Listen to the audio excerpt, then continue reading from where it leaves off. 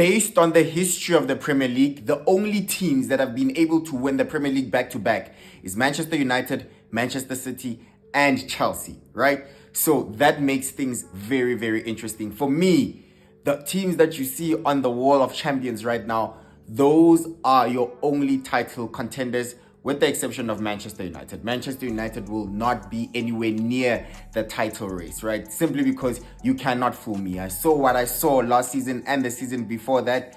My eyes do not deceive me, and you don't just jump from 15th to a title race. So with the exception of Manchester United, they are out. We need to learn to never underestimate Chelsea.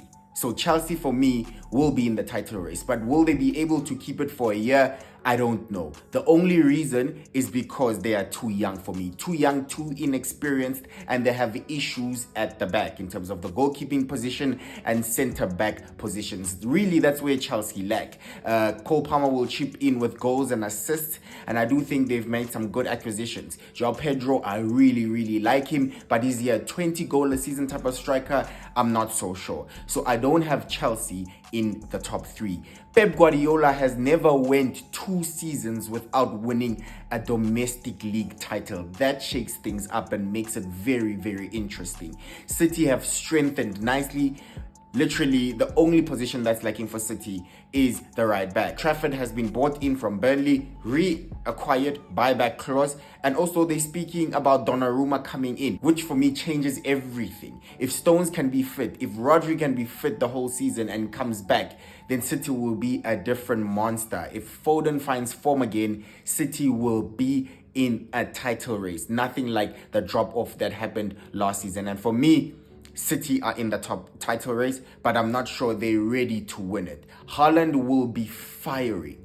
Haaland will absolutely be firing this season. There's Reinders in, there's Cherki. The midfield is completely revamped. So I do think we have a very, very close title race this season. We'll have City, for me, Arsenal and Liverpool that will be challenging for the title. I strongly believe that this is the year that Arsenal win it. I really strongly believe that when you make a prediction, be bold, right? Be bold. Tell us what you think. If you're feeling Leicester 2017, please tell us at 5,000 odds. Please tell us. If you have a gut feeling, don't be afraid to tell us your predictions. Tell us what you're strongly feeling this season. It's a prediction. Be strong about it. Be aggressive. Be unapologetic about your prediction. So if you have a strong feeling, you need to tell us. If you have a strong gut feeling, for example, Leicester 2017 at 5,000 odds, you tell us. It's up to us to do whatever we want with that information. But you tell us what you're feeling. And for me, I'm strongly feeling Arsenal. I really, really, really think that Mikel Arteta has done a good job. Now, people will say he hasn't won a title. Yes, understandably. But there's not much he could have done or anything more really that realistically he could have done with that Arsenal team. Finishing second for 3 seasons in a row, 1 to Liverpool and twice to Man City. That's probably the best that Arsenal could do in that time frame. Beating Real Madrid in the Champions League quarterfinal and then losing to PSG in the semi-final is an improvement from a team that was not even participating in Champions League in the first place. So what Arteta has done for me is really, really good. And I think sometimes he gets unfair treatment, as I'm not sure there is another manager who could have gotten the best out of Arsenal.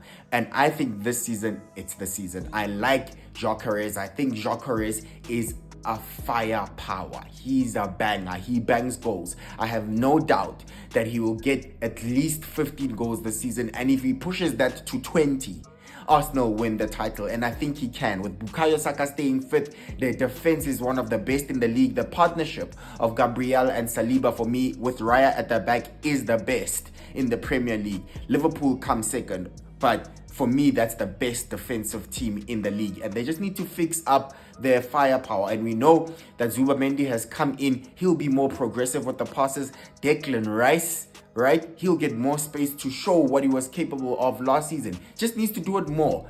Not just a once-in-a-while performance against Real Madrid, but just do it throughout the season. Chip in with goals, Declan Rice, and Arsenal will be wherever they need to be. Yes, I know there's a little bit of weakness on the left-hand side, but every team has its weakness. But Martinelli, if he can chip in with 10 goals, or Madueke, he can chip in with 10 goals as well. I think Arsenal will be fine. Bukayo Saka stays fit.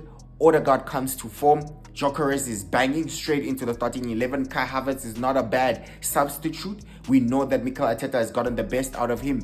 I think Arsenal will be fine, and I'm feeling Arsenal for the league title. So that's who I'm going with, straight up. Arsenal for the league title. Then I'm going Liverpool second. The only reason I'm also going Liverpool second is because I feel like Slot has not had to do it under pressure. He has not had to do it with expectation. Now, there's actually expectation. There's also transfers that he's brought in. They've bought Wirtz, 130 million signing. I don't know why the media tries to downplay it when it's Liverpool. Yes, it's 130 million. It's a big price tag. He is one of the best players in the world. I like him, but I do think he will need time to adjust to the Premier League and its physicality.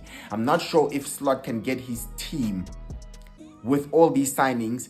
Isak comes in. If he does come in, maybe people say it's a matter of time, but it looks like there's an issue there. We know that Salah's world class. He has a great squad, but now with expectation and pressure, I'm not sure that Liverpool will be able to deliver. And we know in the season that they won the league, the next season there was a huge dip in form. And I expect the same, right? I do honestly expect the same, and because of that, Arsenal are the best poised team to take over and challenge. Without refereeing conspiracy, and maybe without, obviously no one plans that a team will get so many red cards in a season. Without all of that, if Arsenal fix that, then they genuinely in with a good chance, and I am giving them the benefit of the doubt. One thing for sure is that this season it will be a very, very close title race with multiple teams in it, and I honestly have Arsenal, Liverpool and City to go for the title, and I think that's the position that they will finish in, all of them. Arsenal first, Liverpool second, Man City third. It will be tight. If any of those teams win the league, it's understandable to me. I'll understand why. But that is my ranking, with fourth being Chelsea. Like I said, Chelsea just a little bit too young, too inexperienced, and maybe they're lacking at the defensive side of their game, right? So that's my top four. For fifth position, I'm giving Aston Villa to make Champions League. We know Unai Emery came close last season, and he did it the season before that with this Aston Villa side. And I think they've matured and they know how to win games, and their home form is absolutely crucial to the number of points that they rack up. I heard that they only lost once last season at home throughout the whole season. That's incredible. So I have Aston Villa finishing fifth. For Europa, I have Newcastle. I also have Manchester United. So what I mean by that is I think Newcastle will get sixth, and I think Man United can qualify for Europa by winning the FA Cup. Is United a top 6 team? Will it be a top 6 team? No, I don't think so. However, I do think they are capable of winning an FA Cup and squeezing into Europa through that route. Number 7 is Tottenham. 7, I have Tottenham. Thomas Frank is an experienced manager, but I don't think they'll threaten much. They'll have to genuinely improve this season, and I wouldn't be shocked if they end up mid-table. And for me, essentially, Manchester United, you do not fool me. I saw what I saw, like I said, and it's the same with Tottenham. You cannot fool me. I am familiar with your game. It's not the despair, it's the hope that kills you. So maybe hoping for Champions League as a Manchester United fan might be a little bit too much. It's stretching it, and it's only setting yourself up for disappointment. And there are people who are saying 1 game a week, Manchester United can win the title. No. It's still Manchester United. It's still the same issue. It's still the team with a lot of the same issues, and a lot of work needs to be done. So with that being said, my dark horses are Crystal Palace. I think Crystal Palace can be a really interesting proposition this season. Maybe not just mid-table, but I think if they keep Eze, if Eze goes to Spurs, then maybe, I think it'll still be Spurs. I think I'm fine with my prediction, no matter who buys who now anymore. I'm keeping my predictions the same. But if Palace lose Eze, it's a great loss. But if they keep him, I think Palace will be my dark horses for anything special this campaign, whether it's a League Cup trophy or another trophy or a Europe spot, right? So that will be Palace. My relegation candidates, I have Leeds going down. For sure, I have Leeds going down. I have Sunderland going down, although I really like Sunderland. I have actually missed them from the Premier League, and it's going to be interesting to see if again, it's going to be a 3 up, 3 down type of scenario. But I don't want that. And Wolves have survived too long for me. I have Wolves going down and Burnley staying up. I'm showing some faith in Lyle Foster, my boy, and also in Scott Parker. I really like Scott Parker as a player. He was one of my personal favorites for Spurs, but also I'm hearing he racked up 100 points in the championship. I mean, Company did that with Burnley again, and then they went straight back down. But I think this time it's not a 3 up, 3 down scenario, and I'm just giving Burnley the benefit of the doubt there to survive. Who will be player of the season? I am going Cole Palmer. I think this guy is completely slept on in the Premier League. He went through some spells where he was where the numbers dried up. The numbers completely dried up, and Chelsea had a dip in form and they were not winning too many games, right? But I don't think that happens again this season. Chelsea will be a solid team throughout the season. I do think that they will at some point again challenge for the league title and maybe fall short as we get into 2026. But I think Chelsea will be there. I'm not underestimating Chelsea, and I know Cole Palmer is a numbers guy. He'll be getting loads of goals and assists, and I am putting him in the hat for my player of the season. Top goal scorer, I have Haaland. I think he will be back, and City with a renewed energy. Pep Guardiola back. He's got his wife back. Some people say she's the tactician. I think City will cook and Haaland will bang. I think he actually feels disappointed from missing out on the Golden Boot last season, and I think he'll want to get that back. I think he'll want to get back and want to get at least 25 goals this season. So Golden Boot, I'm going Erling Haaland, right? Golden Glove or most clean sheets, I will go with David Raya. I think the foundation that Arteta has set is absolutely crucial for this season for Arsenal. They have belief.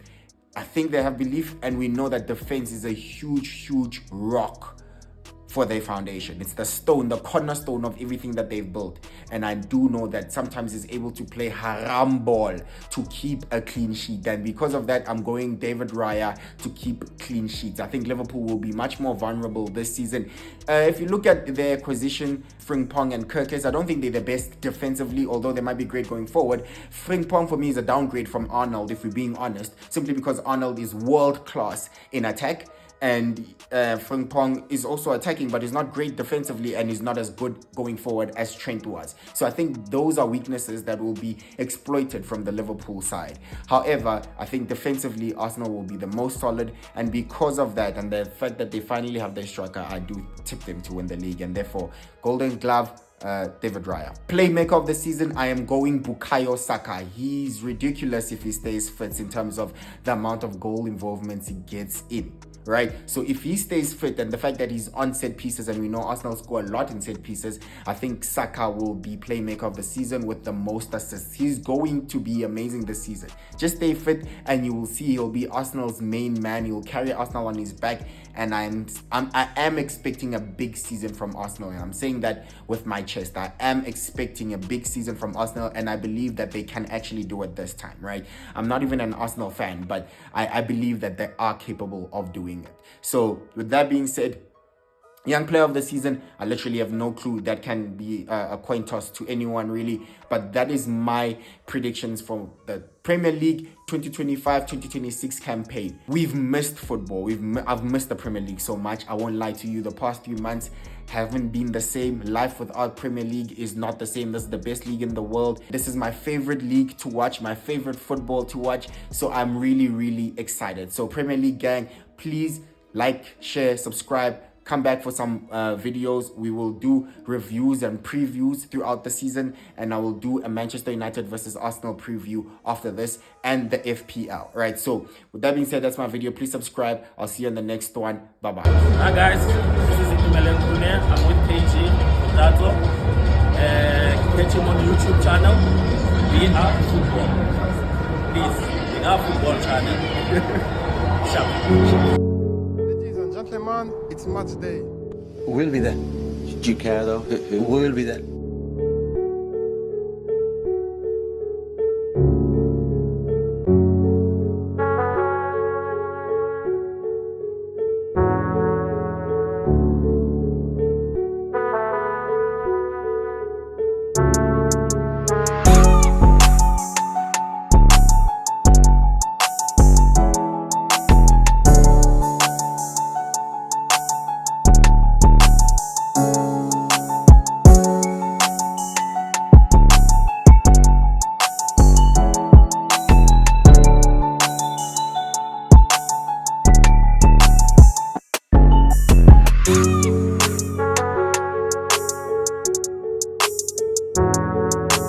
Bye.